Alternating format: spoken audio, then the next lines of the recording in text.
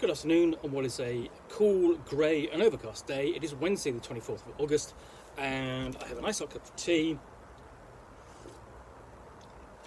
and a pile of parcels to unbox. And I'm going to go into this one again. What I'm going to pull out is this. It's a supplement for Dark Places and Demogorgons, and it's the Cryptid Manual now. This is from Bloat Games, and Dark Places and Demogorgons essentially does that Stranger Things style of play, kids in peril in the 1980s, going to high school, but does it for the old school Renaissance. I've done a review of that in the past, but this is a bestiary of creatures particular to the North American continent.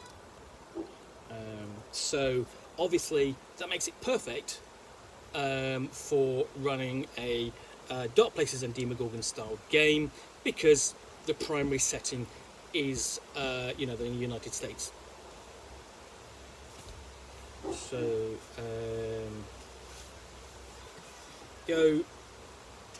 so basically, you can take this book and use it for other things, I'm sure. And this is actually written as a journal. It's you've got introduction written as a journal. So you've got in character commentary as well, and you've got little notes there, and then essentially scrawled commentary as well. So you're sort of crossing over into the X-Files kind of territory, Men in Black, that sort of thing, at the same time. So it's got a sort of like it's like bloody distrust of the government and the secret agencies, and this sort of like theme is kind of carried out with the redacted comments, and even entries. You've got quite a lengthy table of contents there. Before we get into really quick explanation of stat blocks and the first creature, which is the Alhul. So we've got basically this is all from, we've got a report here from the Jefferson Town Police Dispatch. Jefferson Town is the default setting for Dark Places and Demogorgons. So we've got basically a bit of colour fiction, description, and then stats and details there. If the one thing I would say straight off is it's sort of like, I'm not quite sure where the Ahul is from. I'm not familiar with it, and perhaps it would have been nice to have sort of like had some background information to the creature, to what culture it's kind of drawn from. That could have been useful. But we're getting to more familiar territory with various types of Bigfoot, or if you're doing this, if you're running this in the Middle Earth and you need a set of cryptid, North American cryptids, then it's Big Feet. Sorry, I did belabour that joke. So we've got alternatives, Bigfoot, Sasquatch, and skunk ape. So various types of a sort of like a classic kind of creature, more than you would normally think of when you think of Bigfoot or Sasquatch. You kind of think of them as two separate, but they've been classified essentially into the one group here. Black-eyed children, they're always little creepy things. Bookworms. A bit more detail here is essentially there's an explanation of suggestion as to what the bookworm might know, and that's worm, W-Y-R-M, not W-R-W-O-R-M, the usual. It does actually, as I can see, it's actually stretching away from North America. So you've got the bunyip as well, so that's Australian. Cerberus, of course, is Greek. Chupacabra is Mexican. and then even got the crocoduck in there. So King Otter. I always like a bit of otter in my books. Dogman of the Northwoods, wondering which Northwoods they would be. Then we sort of like we go into sort of like more modern kind of creatures. So we have extraterrestrials, so little green men, and the Nordic variants. Let's see what other variants we've got as well.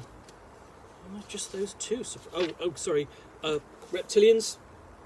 And then fairies and gargoyles and whatever a Groot slang is. Gremlins we're all familiar with. Essentially, the look of them looks sort of like primarily inspired by the films, but you know they go back to World War II and the damage done to aircraft, and in terms of them making bullet holes in the fuselages and not actual bullets. Hellhounds, hodogs or hodags, the Jersey Devil, yep, familiar with that. And then Kelpie again, that's another import. Lake monsters, lizard men, kind of classic, sort of like updated treatments of them for essentially the modern age. Loveland frogmen, and the Managishi, aka the Dover demon. So all interesting things. Medusa, again like the Kelpie, basically fits in with Cerberus more.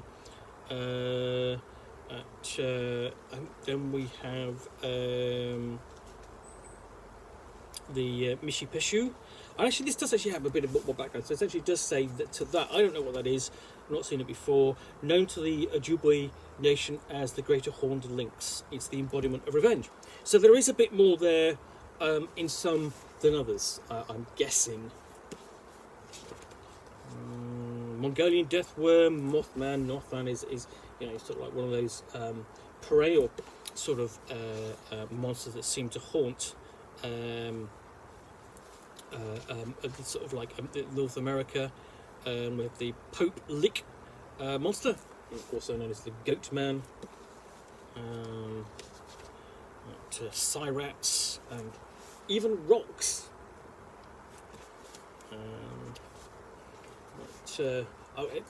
Pity that's not. I actually would have liked that to have been a school bus. That would have been seemingly more appropriate. Even weirder, we have the sheep squatch, something I've never heard of. What else we've got?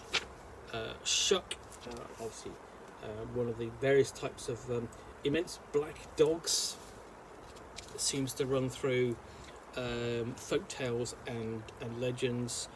Skinwalkers and is North American. Then you have Spriggans, which is much more Celtic in its origins. Thunderbirds, of course, North American, Native Americans origin.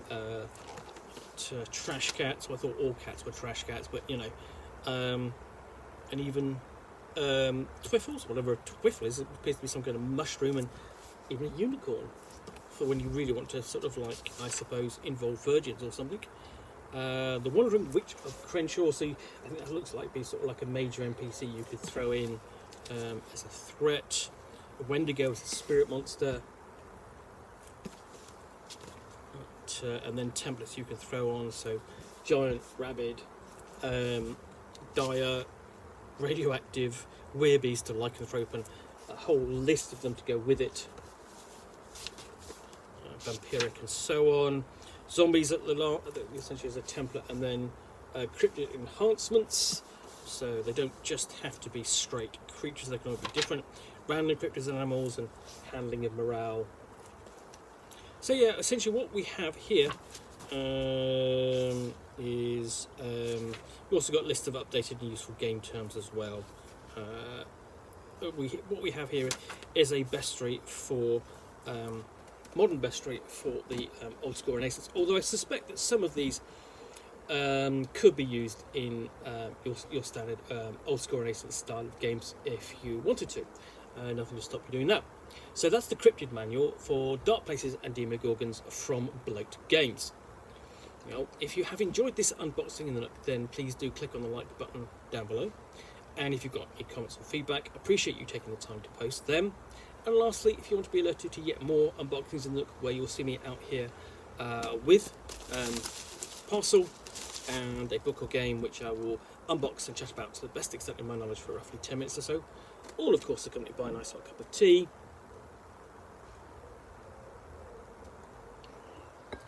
Then please do hit that subscribe button down below. In the meantime, thanks again for watching another unboxing in the Nook. I'll be back soon with another one. Bye for now.